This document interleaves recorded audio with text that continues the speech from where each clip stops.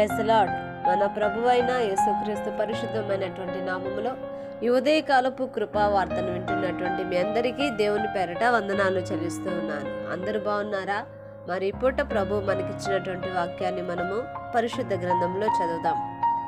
100వ కీర్తన 5వ వాక్యాన్ని చదువుదాం. పరిశుద్ధ గ్రంథములో నుంచి 100వ కీర్తన 5వ వాక్యాన్ని చదువుకుందాం. యెహోవా దయాళుడు, ఆయన కృప నిత్యముండును, ఆయన సత్యము తరతరములుండును. హల్లెలూయా. నా దేవుని బిడ్డలారా, గమనించండి. ఇది నానా ప్రభు మనతో ఈ వాక్యము ద్వారా మాట్లాడాలని ఇష్టపడుతూ ఉన్నాడు. చదువుకున్నటువంటి యొక్క వాక్యములో రాయబడినటువంటి సంగతిని మనం గమనించినప్పుడు యెహోవా దయాళుడని, ఆయన కృప నిరంతరం ఉండునని ఇక్కడ రాయబడి ఉంది. నా దేవుని బిడ్డలారా, నిజంగా మన ప్రభు ఉన్నంత దయాళుడుగా ఇంక ఏ ఒక్కరు కూడా మరెవ్వరు కూడా ఈ లోకములో మనము చూడలేం. ఎందుకనంటే ఆయనలో ఉన్నంత దయ, ఆయనలో ఉన్నంత కనికరం, ఆయనలో ఉన్నంత వాత్సల్యము ఇక ఏ వ్యక్తిలో కానీ ఏ మనిషిలో కానీ మనము చూచి ఉన్నాం.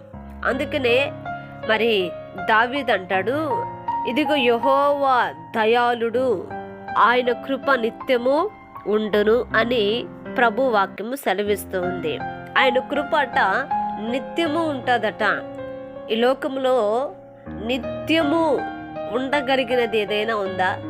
ఏదో ఒకటి ఏదో ఒక రోజున ఎప్పుడో ఒకసారి నిరర్ధకము చేయబడాలి.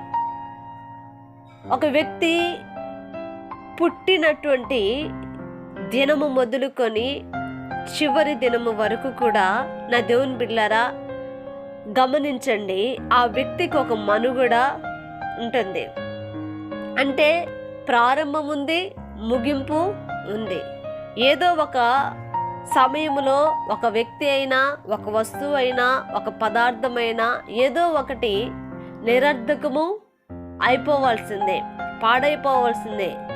కానీ దేవుని యొక్క కృపట నిరంతరము కూడా నిలిచి ఉంటుంది, నిరంతరము నిలిచి ఉంటుంది. అంటే అది క్షణికమైపోదు, అది పాడైపోదు, దానిలో మచ్చరము లేదు, దానిలో డంబము లేదు. ఎందుకనంటే ఈ కృప యెహోవాది కనుక, దేవునిది కనుక. నా దేవుని బిడ్డలారా గమనించండి, ఆ కృప మనకు నిత్యము ఉండాలి.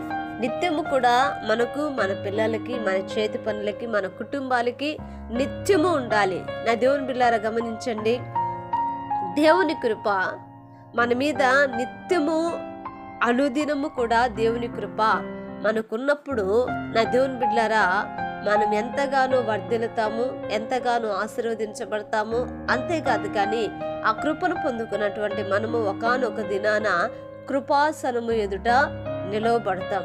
కనుక ఆయనను మనము స్తుతించే కొద్దీ, ఆరాధించే కొద్దీ, ఘనపరిచే కొద్దీ నా దేవుని బిడ్డలారా ప్రభువులో ఉన్నటువంటి ప్రతి ఒక్క సుగుణాన్ని మనం పొందుకోగలం. ఈ దినాన దేవుని వాక్యాన్ని వింటున్నటువంటి మీతో ఒక మాట చెప్పాలని ఇష్టపడుతూ ఉన్నాను. ఏంటి ఆ మాట అనంటే, ఆయన కృప మీకు, మీ కుటుంబాలకు నిత్యము నిత్యము, మీ పిల్లల మీద నిత్యము ఆయన కృప ఉండునుగాక. నిత్యము ఆలోచించండి, మన బ్రతుకు దినములన్నిటా కూడా మనతో పాటు నిత్యము ఉండగలిగినటువంటిది దేవుని యొక్క కృప మాత్రమే. కనుక ఆ కృప మనకు, మన పిల్లలకు తోడై ఉండునుగాక. ప్రార్థన చేద్దామండి. మహాపరిశుద్ధుడైన మా తండ్రి, కృప కలిగిన మా గొప్ప దేవా, నీకు వందనాలయ్యా.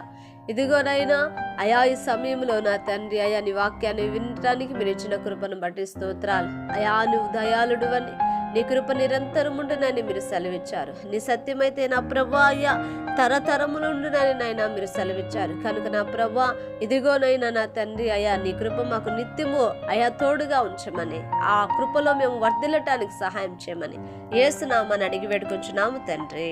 ఆమేన్. Praise the Lord. దేవుని కృప మీకు తోడై ఉండును కాక.